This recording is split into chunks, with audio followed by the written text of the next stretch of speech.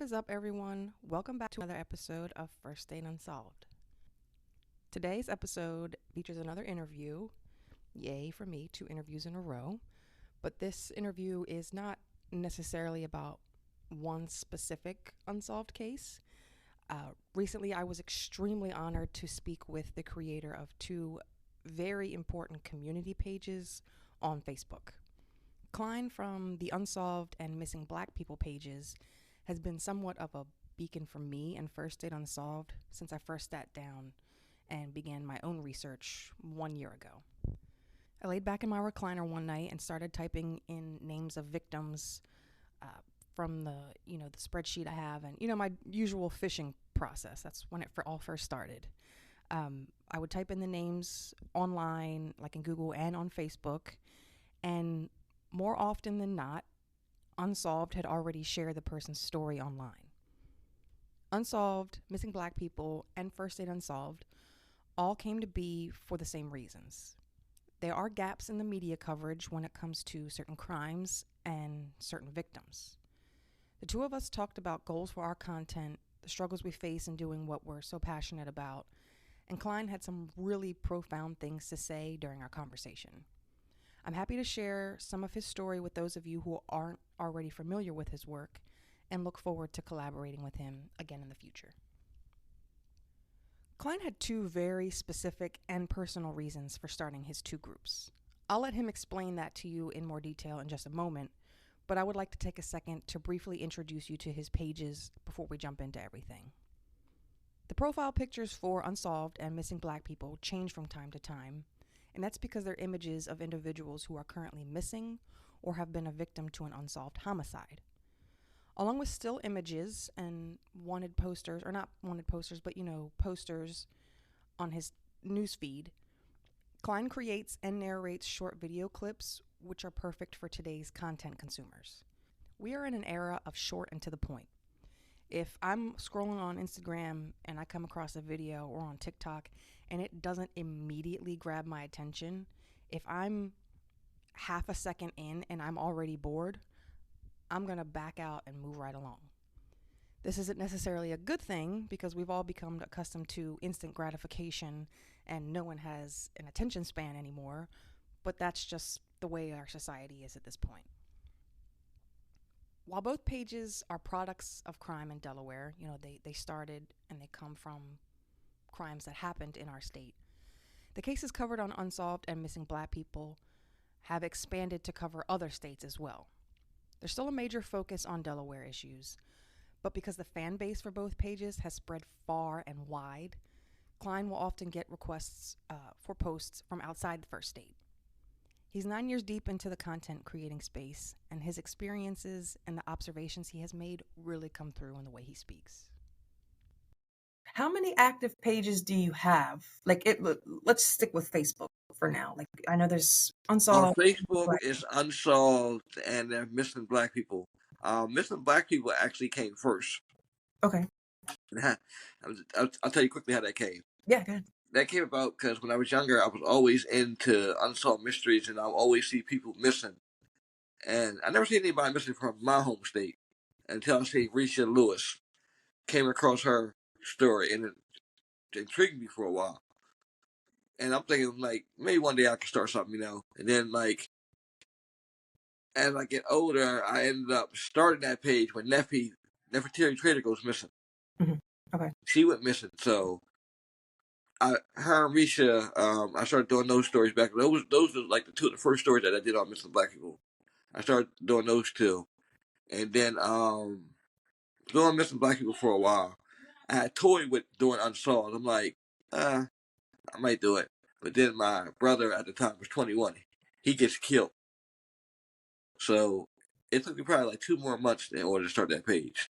And I did. I was like, I'm going to make a difference. I'm going to make sure people remember their loved ones. So I'm doing the page, good reception. And then 4.5 years later, another of my brothers gets killed. Another one of my brothers get killed. So I have 2 brothers that got killed out here. One murder got solved and one is still unsolved. Oh, okay. Right. But yeah, that's the only reason why I keep going. There are plenty of times where I wanted to quit, whatever, but I know I'm the voice of the missing. I took over that role as the voice of the missing. They don't have a voice, so I decided to be that. I don't know how you feel about this, but to me, and a lot of people that I talk to, it kind of just seems like Delaware doesn't have the resources. I try not to bash police or bash media. I try not to. But it's just very frustrating because I don't see a lot of things reported other than like independent Facebook pages like what you're doing. Media, like, it's kind of hard. They pick and choose which stories they report. Law enforcement, I know they follow up on things and they don't always release the information, but what are your thoughts on like the local media and how they report on topics that you and I focus on? And what are your thoughts on like local law enforcement as well?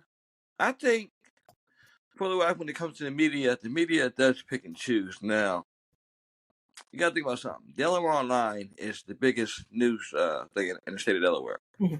Yeah. Now, they went digitalized, whatever, okay? Half the time, you have to pay for those stories, okay? Yes. Why am I paying for a story to read about somebody getting killed or something like that when I can report on it myself? I actually was in favor of them at one time, but after they've gone along, I haven't really, been too fond of them. I mean, it's still a good news station, whatever, but it's just certain ways. I just don't think you should be charging anybody. Like WDEL, I feel as though if they were like a little bit bigger, then they probably Mhm. could cover more news, but they're not as big as Delaware Online. Right. And as far as the police, when it comes to these cases and stuff like that, people need to understand something. You can call the police, whatever, right? But if people are not getting involved or not talking, then they can't get anywhere. Okay, I know some cases where they dropped the ball and they should have solved it or looked into it, whatever. But you got to think, if you're quiet for a while and then you finally decide to say something, you don't know how much time has actually went off. I think a lot of people always blame the police, whatever, but they got to look at themselves first and look at like, okay, when something happens to a friend or something, whatever, right, and nobody says anything, but they want to blame the police all the time, and you also should not publicly bash the police when they're on your loved one's case, whatever, especially if it's a person's case, because um, they'll still look for them. It's just that it won't be a priority. So that's why I say people, when they start bashing the police publicly and all that, don't do that. And It's a very also good point. too, Yeah. like I said again, you gotta you gotta fight for yours. Like I've seen people who when stuff happened to their loved ones, they got on it. They were on it before the police. Hmm. So yeah, they definitely were on it. So, but yeah, that's my thing. Like I said, I know some police dropped the ball, but we can't always blame them because after a while we can't blame them. Who we gonna start blaming them? Yeah, very good point. As communities, as a community, we have to work together because families can only do so much. And like you made a very good valid point. If police are asking around and no one's giving them any information, they hit a dead end. What are they And supposed to do with that? exactly. And I think also too the number one thing that people need to do is take the neighborhoods back. That and once they took over the neighborhood, that was it. You got to take the neighborhoods back. I mean, if you really want to live peacefully and all that and stuff, different. You got to help out. It can't just be the police. You feel me? Because it's just like a crime committed. The police are called. From there, they got to gather the evidence and all that. So it's a lot. Not saying they're Mhm. always right, but Right. in that situation, yeah, you have to. Kline made an excellent point about taking our neighborhoods back. He and I talked about an organization that was introduced to me back in episode 4 when I spoke with Kisa Anderson, who is the mother of Jermaine Goins Jr. After Jermaine was slain, Kisa created an organization called Sweep the Streets. There came a point in time when Kisa and other members were no longer able to physically sweep the streets of Wilmington because they didn't feel safe. A group organized to help the community was no longer able to go out and interact with the people because they were chased off and forced to do their work strictly online. Social media and an online presence is necessary in this day and age. Don't get me wrong. That's not what I'm trying to say here. But take it from me, online presence pales in comparison to boots on the ground and face-to-face interactions. The day that Kline and I spoke just so happened to be the anniversary of Jantel Johnson's disappearance. Jantel was the first case that I covered on this show for many different reasons. I touched on that back when I first recorded it, but I really related to her situation on a personal level because I became a mother at a young age. I also noticed how the search for this girl was completely fumbled from the very beginning. Along with Kline and many others, we've taken it upon ourselves to tell Jantel's story because it was never shared during the critical times that it should have been. I think we all know, the first, 48 hours in a homicide are the most important. So, the first several hours in a crime, in a situation, are vital. Another prime example of this is Cadence Hicks. I mentioned Cadence in my most recent homage episode, and I do apologize. I think I called her Candace. Her name is Cadence. Cadence is also 15 years old and was last seen by her family on September 7th, 2023. From what I could tell, a gold alert wasn't issued until September 19th. That's 12 whole days after she was last seen. I'm not sure why. I don't know if the family reported it late. Typically, the alerts specify when that happens. Last seen but wasn't reported until. I didn't see where that happened, so I'm not going to speculate the reason for this. But still, a gold alert wasn't issued until 12 days after she was last seen by her family. That's a problem.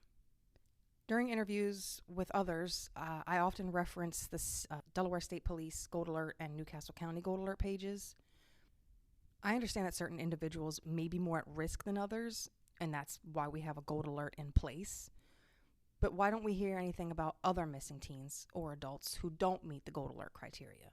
If you don't meet that checklist, we don't hear about you. And I also noticed a long time ago that there aren't regular updates on the gold alert pages, at least for Newcastle County. I did notice recently that the DE State Police, they had some updates posted, but Newcastle County, no, nothing. If you want an update, if you want to know if someone's been found, you have to search that person yourself, usually on Facebook, and see if someone's posted an update letting you know, hey, found safe, home with their family, that kind of thing. I'll speak for myself right now and say that it's frustrating for me just because of the work that I'm trying to do here on the podcast. I won't speak for the families of the victims or of those missing, but Kline can speak for them, so I'll let him do that. I should tell you something with that whole Gold Alert page. I don't like that page, and honestly, I'm about to take over that because I'm gonna have them contact Unsolved first or Mr. Black People because honestly, we can get the information out faster than them, and it can reach people quicker. And when we do sometimes I do live videos when it's somebody urgent. I'll do a live video, and sometimes I'll bring the parents on. We've my Unsolved page has found locally about 20 or 30 people have been found. I don't really keep track, but it's been a lot of people that's been found locally because one, our state is small, and then other places too, they've been found. So I know I can have the information out quicker. Obviously, I think it's safe to say we have a common interest with our pages and things. We want to help victims, we want to help their families, spread the word, create awareness. I guess if you have any, what are your future goals and aspirations for the pages? Even if it's just you want to expand to different platforms or things like that. But what are your main goals and aspirations for what you do?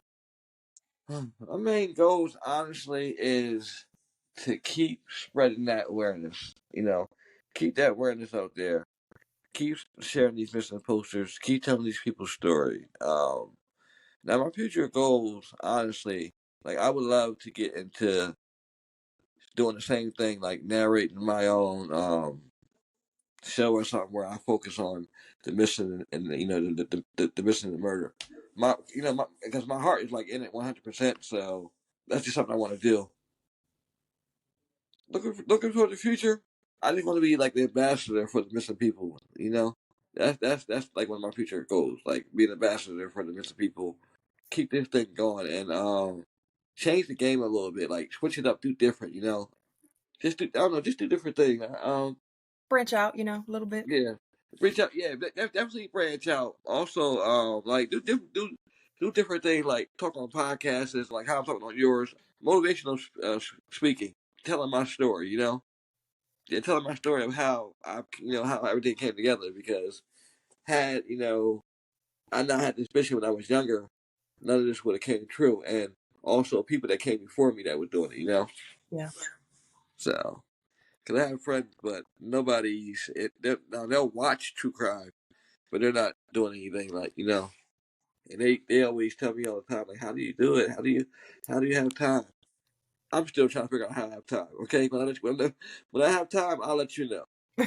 I don't know. Well, I don't want to call it a hobby. I mean, I'm not getting paid for it, so I guess it is more of a hobby, but people put in the work for sports like football, or these people play softball in the summer. If you work on cars, you find the time to delegate it, where you want it to go. Like, it's like I have a busy life, but I'm very passionate about this, so that's why I make time for it. And I'm sure the same goes for you. That's the main thing. As long as you're passionate about it. Someone's got to do Yeah, you're right. Someone definitely got to do it. I always say all the time, I used to ask myself, like, why are you making me the chosen one? you know, it. Right. I want to be It's all I want good. to be the chosen one all the time, but like I said, this work is not for the faint of heart. So Right. it has to be done. Definitely has to be done. A running theme that I didn't anticipate here on the podcast is that we, the people, are our most valuable resource. If you are ever in a situation where you need news to get out fast about a loved one, please, please, please reach out to Kline's pages and he'll get the word out lickety split. Even if you want to reach out to me, that's fine. I'll absolutely take that information, but I'm going to pass it along to him as well, because the more we can share, the more we can get the word out, the faster we can get the word out, the better. Of course, you still want to contact law enforcement, but with these time-sensitive matters, like a missing family member, the minutes and the hours really do count, and time is not to be wasted. I'm sure we can all agree that it's always better to be safe than sorry, right? Among some of Kline's proudest accomplishments are the sheer number of people who follow him and how far his pages have grown over the years. I don't want this to come off as if this guy wants to go viral or wants recognition, because that couldn't be further from the truth. With each new follower comes the opportunity to possibly solve a case or find someone who is missing. With each new follower comes the chance for Kline to help another family in need of answers. Every like, share, and comment counts for an individual who has likely been overlooked or completely forgotten about. For example, have any of you ever heard of Winter Brooks Cephas? She was 18 years old when she went missing from Clayton, Delaware on April 29th, 2021. How about Jane Stewart? Jane was 42 years old when she was viciously attacked and murdered in her own kitchen. Her daughter found her lying on the floor with an electrical cord wrapped around her neck on September 24th, 1992. To this day, no one knows why this happened or who could have committed such a sinister crime. One more for you, Tyson Henry Jr. Have any of you ever heard of him? Tyson was murdered in Dover, Delaware on August 24th, 2014. A fight broke out at a party he was attending, and shots were fired. Tyson was not involved in the fight in any way. He actually had just gotten to the party when things started to escalate, but he was hit by a stray bullet and hit in the upper thigh region. He was losing a lot of blood, and he was losing blood fast, so his friends threw him in the car and rushed him to the hospital, but unfortunately they weren't able to get there in time. Even though there were handfuls of witnesses, not just one handful, handfuls of witnesses, no one has ever come forward, and Tyson's murder, technically remains unsolved. There's an off chance that maybe one or two of you or some of you know one of these stories, but I'm willing to bet that none of these names would have crossed your path if I hadn't read them from Kline's page. Now, there is something that I do want to address really, really quickly. It may or may not be an elephant in the room, But Kline did specifically mention some of the comments his missing black people accounts have received, because the name of the group is Missing Black People. The name does not suggest that only missing black people matter, but as Kline mentioned earlier in the episode, mumblings of Risha Lewis and Nefertiti's story are what sparked his motivation. There is a term out there called missing white women syndrome. Now, this is a real thing, okay? It's not just something sensationalized here or on social media. As a matter of fact, Northwestern University School of Law published a study all the way back in 2016 discussing how missing white females receive media attention compared to other demographics. It's a 41-page document, so I doubt any of you will take the time to read it, which is completely fine. But I'll post it just in case. And because I know none of you have the time to read it, I'm going to share a brief quote from the title page. Quote, "At any given time, there are tens of thousands of Americans categorized as missing by law enforcement. However, only a fraction of those individuals receive news coverage, leading some commenters to hypothesize that missing persons with certain characteristics are more likely to garner media attention than others, namely white women and girls." End quote. The study did determine that there is, in fact, an imbalance in coverage of those who are missing. And that conclusion was based off of FBI data and data pulled from 4 major online news sources. I didn't get far enough to determine what those news sources were, but based off of FBI data and the data from these news sources, the author did conclude there is an imbalance. The point I'm trying to make is that some feel there is a need for pages like Kline's. He noticed inconsistencies and took action to mitigate those patterns. So missing black people doesn't mean missing white people, missing Hispanic people, missing Native people, missing Asian. It doesn't exclude them. It's just Kline noticed the need for something, so he created it. Well, I will say to everybody that I actually enjoyed coming here. I enjoyed speaking to you. Very nice podcast. I like what you're doing. As far as the missing people, we're going to keep on going. We're going to keep spreading the word. I want everybody to be mindful when it comes to missing people or crime or any nature. If you know anything, please come forward. Don't wait till it's one of your loved ones and then you want information about this crime, you know? Silence does Yes. breed violence. And half of these cases that are out here that are unsolved, they're not really unsolved because the people closest to them know what happened to them. I'm a firm believer in that. I know half of these cases, somebody close to them that knew. I read so many cases like that, and people don't say anything. Like, you got to say something. There are people out here suffering, mothers, you know. Also, too, I not only do I have unsolved, like I said earlier, I have unsolved on Facebook. Missing Black People is also on Facebook. I'm on Newsbreak as Kline Williams, TikTok as Missing Black People, Instagram as Missing Black People. I'm all over, and I also follow different pages. There are a lot of missing person pages out there that are very helpful. Mm-hmm. Very helpful. If you all listened through the full episode, I thank you so much for joining me. I know it's not what we normally do here, but I was incredibly, again, honored to speak with Kline. I do look forward to speaking with him again. He did say he would come back and talk to us about, those tragedies that his family's faced, losing 2 brothers to gun violence. So I look forward to speaking with him about that. Thank you all so much for coming back and hanging around. If you thought nothing ever happened here, you guys know you thought wrong. Thanks. Until next time.